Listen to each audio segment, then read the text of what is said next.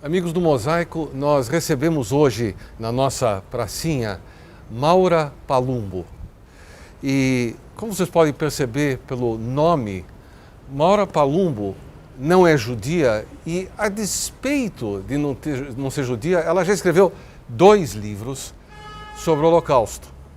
Um deles, inclusive, ganhou o Prêmio Internacional de Literatura. Eu acho que se vocês estivessem no meu lugar, Maura, obrigado por aceitar nosso convite. Eu que agradeço. O que faz alguém que nasce quase 20 anos depois do fim do Holocausto e que não tem uma conexão direta se interessar por esse assunto? Eu acredito que todos nós temos uma conexão com esse fato, com esse período, porque todos somos humanos. O massacre que houve não diz respeito a um povo. Eu acho que ele se expandiu, até porque ele se tornou uma guerra mundial. Então, a gente não tem como não ser tocado, não ser atingido, não ser envolvido por esse problema. Então, a partir do momento que eu comecei a ler, que foi uma paixão, né?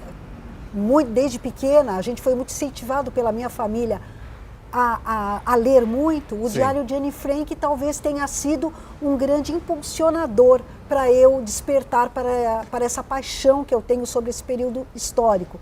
E principalmente, claro, pelo lado do judeu dentro desse contexto, né, tão caótico. E eu acho que isso realmente me levou a criar uma história dentro da história, né, depois de muitos anos de pesquisa. Então, o Diário de Anne Frank mexeu com você quando você leu? Completamente, aos 14 anos. Aos 14 anos. E aí isso ficou guardado esperando uma oportunidade de se transformar em livro. Você era advogada e não sabia que você era escritora? Eu acho que a paixão da escrita surgiu muito cedo, na mesma época em que eu lia, eu sentia necessidade de escrever. Era uma coisa meio que simultâneo. Eu lia alguma coisa, eu me interessava por aquilo e lia e comecei a escrever contos. Muitas crônicas, muito contos. E de repente a ideia de fazer um romance tinha que ser baseado numa coisa que me fascinasse muito, que me mexesse muito comigo. E realmente o período do Holocausto é essa fase, né? Então, O Perfume das Tulipas é o livro que ganhou o Prêmio Internacional de Literatura. Claramente aqui nós temos a cerca de Auschwitz, numa montagem com tulipas tiradas da Holanda. Que história é essa? Perfume das Tulipas já começa pelo título. Tulipas não têm perfume. Ahá! Opa! As tulipas não têm perfume. E elas são reconhecidas pelas cores, pela beleza da flor, mas não pela fragrância, pelo perfume. E o pai da protagonista é holandês, que migra para a Alemanha, e ele conserva esse canteiro das tulipas. E lá é onde ele se comunica com Deus. E ele sente esse aroma, ele sente o perfume. Então, esse encantamento do livro busca essa fragrância. Em que momento o personagem e o leitor vai sentir esse perfume das tulipas? Quando você escreveu esse livro, você certamente queria mais do que simplesmente contar uma história. Uhum. Qual é a mensagem que, quando eu chegar na última página, o que eu vou guardar para mim? Eu acho que a gente tem que estar atento ao que acontece à nossa volta, né? E a transformação que isso pode causar, material, moral, política, intelectual, espiritual. Então, de repente, um poder, que eu não vou falar político, eu vou falar que o poder que regeu essa época não se limitava a um poder político, ele era um poder de um serial killer, né? de uma matança em larga escala. Sim. Então, isso não se define, para mim, como política, não se define. E, de repente, se parece que você houve um esvaziamento da pessoa, né? Um poder que esvaziou. Eu esvaziei aquele cidadão para ele se tornar manipulável. Aí que está o perigo, né? A gente estar propenso a fazer coisas que não aconteceria normalmente.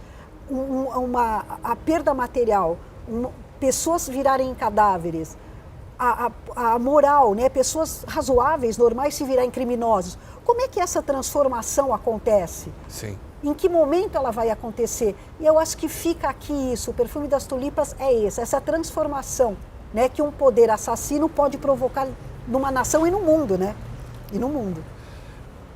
Aparentemente, ganhar um prêmio, escrever 2 livros não foi suficiente. E você já está no 3º. Já. Ele tem alguma ligação com o Perfume das Tulipas? Sim, Entre os Canteiros é a última parte do Perfume das Tulipas.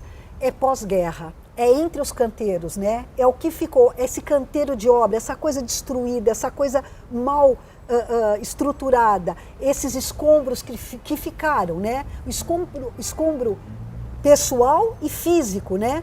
Todos estavam destruídos. É dessa destruição que eu vou cuidar nessa segunda parte, como é essa reconstrução, principalmente, claro, do povo judeu.